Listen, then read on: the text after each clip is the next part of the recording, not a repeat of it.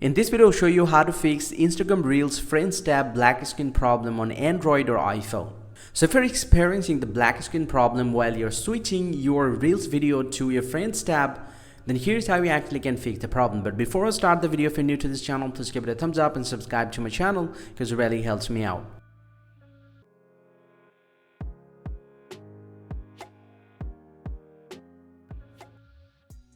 Also, now to fix the Friends tab black screen problem, first thing first, go ahead and open up the App Store, or if you're using Android phone, then open up the Play Store.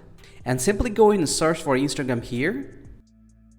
And then go and tap on Instagram, and if you found any pending update, go ahead and update your Instagram application to the latest version. And once you're done with this, simply get back from here and then open up this settings app from your iPhone, and then scroll down, tap on General here, tap on iPhone stores. Now this time it's just into search for Instagram.